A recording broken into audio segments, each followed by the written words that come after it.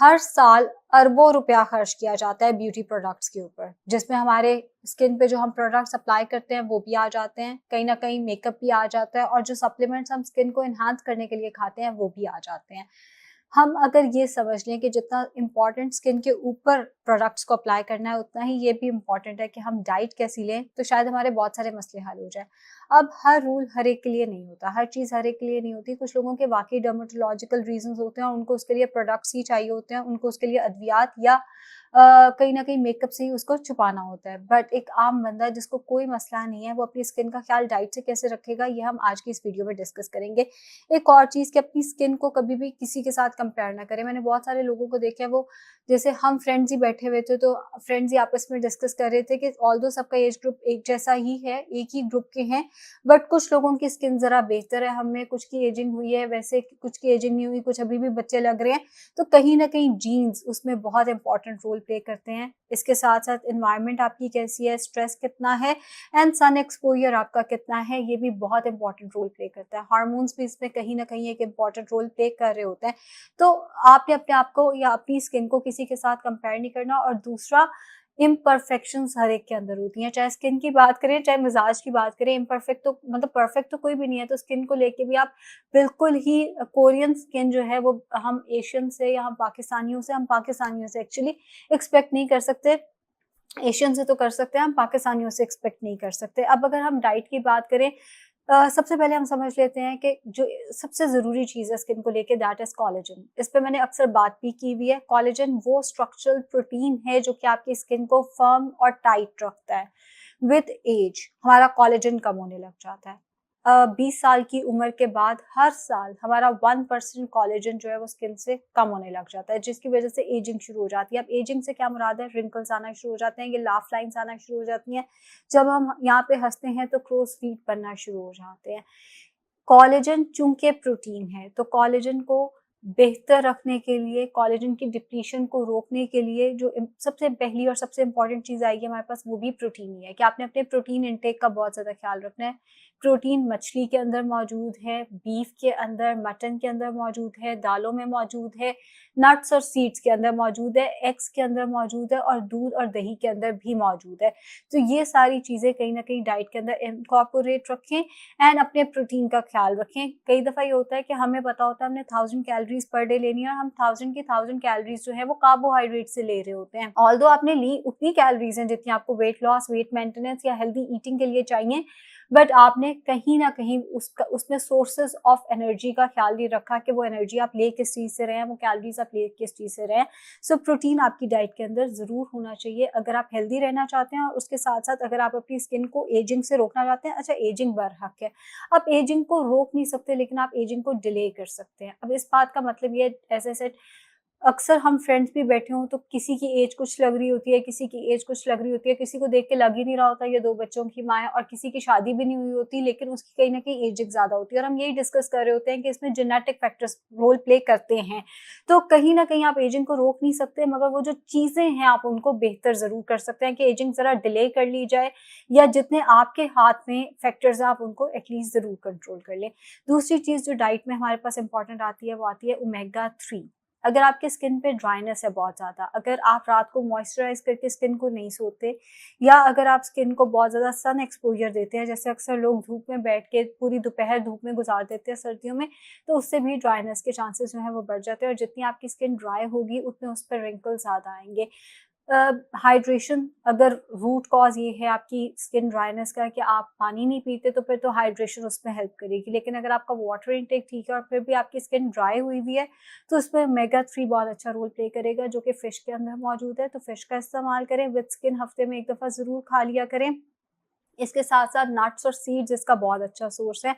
Omega 3 supplement का इस्तेमाल भी किया जा सकता है, उसको इस्तेमाल करने में भी कोई हर्ज नहीं है। जैसे बहुत सारे लोगों को नट से एलर्जी होती है, कई लोगों को सीड से एलर्जी होती है, कई लोग फिश नहीं खा सकते, उस केस में आप ओमेगा 3 सप्लीमेंट का भी इस्तेमाल जो है वो कर सकते हैं। अगर आपको उससे एलर्जी नहीं है तो उसको इस्तेमाल करने में भी कोई हर्ज नहीं है। तीसरी चीज़ आती है कि आपके पास कोलेजन है, लेकिन अगर आपका कोलेजन किसी वजह से ब्रेक डाउन हुआ है, जैसे सन एक्सपोजर की वजह से या कोई चोट लगी है, तो उसकी हीलिंग सही नहीं हो पा रही। अब हीलिंग ना होने में जो चीज रोल प्ले करती है वो है जिंक।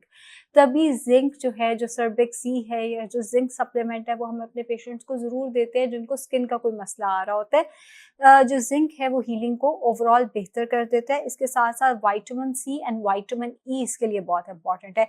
अब अगर हम जिंक की बात करें तो ये नट्स के अंदर है, सीड्स के अंदर है, होल ग्रेन्स के अंदर जिसमें दालें आ जाती हैं, या जो अजनास हम खाते हैं वो आ जाते हैं, उसके अंदर इसकी एक अच्छी मिकदार जो है वो मौजूद होती है। विटामिन ई की अगर हम बात करें तो वो आमंड्स के अंदर मौजूद है।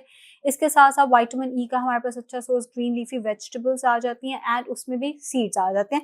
अगर आप अभी तक मेरी पूरी बात सुने ना, तो सीड्स और नट्स हर चीज में कहीं ना कहीं आ रहे हैं। तो ये मतलब अगर हम देखें तो नट्स जो हैं वो बहुत इंपॉर्टेंट, नट्स एंड सीड्स बहुत इंपॉर्टेंट है आपकी स्किन के लिए। सो विटामिन ई के तो ये सोर्सेज आ गए। विटामिन सी का आप सबको पता है, आजकल ऑरेंजेस आए हुए हैं, मौसमी मिल रहे हैं, लेमन इसका बहुत अच्छा सोर्स है, बेल पेपर्स इसके बहुत अच्छे सोर्स हैं, ब्रोकली इसका बहुत अच्छा सोर्स है, अमरूद इसका बहुत अच्छा सोर्स है। सर्दी गर्मी के ऑलमोस्ट सारे फल ही विटामिन सी का बहुत अच्छा सोर्स होते हैं। तो ये 3 चीजें आपकी डाइट के अंदर होनी चाहिए। अब जिंक को लेकर मैं एक चीज बताती चलूं, जब हम जिंक को नट्स या सीड से लेते हैं तो अक्सर उसकी एब्जॉर्प्शन अच्छी नहीं हो पाती। उसकी वजह ये होती है उसके अपने अंदर फाइटेट्स होते हैं जो कि उसकी अपनी ही एब्जॉर्प्शन को कम कर देते हैं। सीड्स और नट्स के अंदर फाइटेट्स होते हैं वो जिंक की एब्जॉर्प्शन को कम कर देते हैं। उसके लिए आप ये करें कि चाहे नट्स हैं चाहे सीड्स हैं, उनको भिगो के रख दें। सुबह उठ के बादामों का तो आप छिलका उतारेंगे, बाकी नट्स को वैसे ही खा ले तो उसकी एब्जॉर्प्शन ज्यादा अच्छी हो जाती है। इसके साथ साथ दालों के अंदर भी जिंक की एक अच्छी मिकदार मौजूद होती है, और दाल तो हम वैसे ही सोख करके लेते हैं,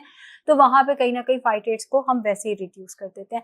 अगली हमारे पास चीज जो आती है वो आती है कि बॉडी के अंदर इन्फ्लेमेशन कम होनी चाहिए। इन्फ्लेमेशन होती है अगर बॉडी के अंदर फ्री रेडिकल्स ज्यादा हैं, जहरीला मवाद ज्यादा है, जो कि स्ट्रेस की वजह से भी हो सकता है, वो हमारी ईटिंग हैबिट्स, अगर हम बहुत ज्यादा जंक फूड खाते हैं वो उसकी वजह से भी हो सकता है। फ्री रेडिकल्स के हजारों वजूहात हो सकती हैं, और डेली बेसिस पे हमारे अंदर कहीं ना कहीं बहुत ज्यादा फ्री रेडिकल्स प्रोड्यूस भी हो रहे होते हैं।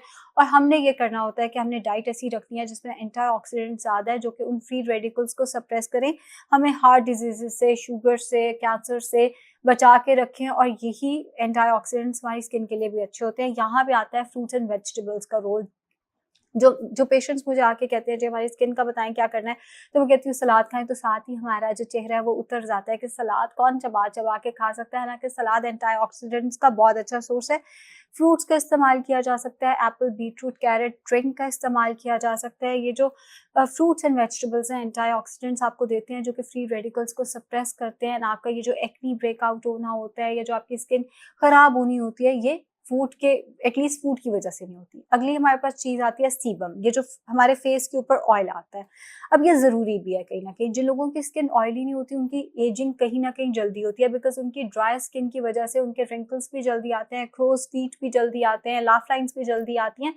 तो कहीं ना कहीं सीबम इंपॉर्टेंट होता है। अब रिसर्चर्स ये चीज कहती हैं कि अगर आप हाई ग्लाइसेमिक इंडेक्स वाला फूड खाते हैं, हाई ग्लाइसेमिक इंडेक्स वाला फूड वो होता है जो फॉरन शुगर में कन्वर्ट हो जाता है, जैसे जंक फूड हो गया, या जैसे फ्रूट जूसेस इवन हो गए, फ्रेश फ्रूट जूसेस भी इवन हो गए, या शुगर, इनफैक्ट डायरेक्ट शुगर अगर आप ले लेते हैं या पैकेट की अशिया खा लेते हैं जो कि अनहेल्दी है, जो फॉरन शुगर में कन्वर्ट होता है, तो वो इंसुलिन का स्पाइक देता है। जैसे इंसुलिन का स्पाइक आता है, सीबम ज्यादा प्रोड्यूस होता है। अब सीबम तो अच्छी चीज है, अगर ज्यादा प्रोड्यूस हो गया तो क्या होगा, अगर जरूरत से ज्यादा ऑयली स्किन होती है तो आप और मैं, हम दोनों जानते हैं, ब्लैक हेड्स आना शुरू हो जाते हैं, एक्नी ब्रेकआउट हो जाता है, वो देखने में भी अच्छा नहीं लगता। और ऑयली स्किन भी एक हद तक अच्छी लगती है, उससे ज्यादा अगर आपकी स्किन ऑयली है तो वो देखने में भी बुरी लगती है। एंड उसके साथ साथ एज वी ऑल नो कि वो ब्लैक हेड्स की वजह भी बनेगी, वो एक्नी प्रोन स्किन की भी वजह बनेगी। कहीं ना कहीं डेयरी प्रोडक्ट्स का जरूरत से ज्यादा इस्तेमाल भी फेस पे एक्नी लाने की वजह बनता है। तो अगर आपकी एक्नी प्रोन स्किन है तो आपने डेयरी प्रोडक्ट्स का इस्तेमाल भी कम करना है, बिकॉज ये भी सीबम की प्रोडक्शन को बढ़ा देते हैं। तो दूध पत्तियां नहीं पीनी।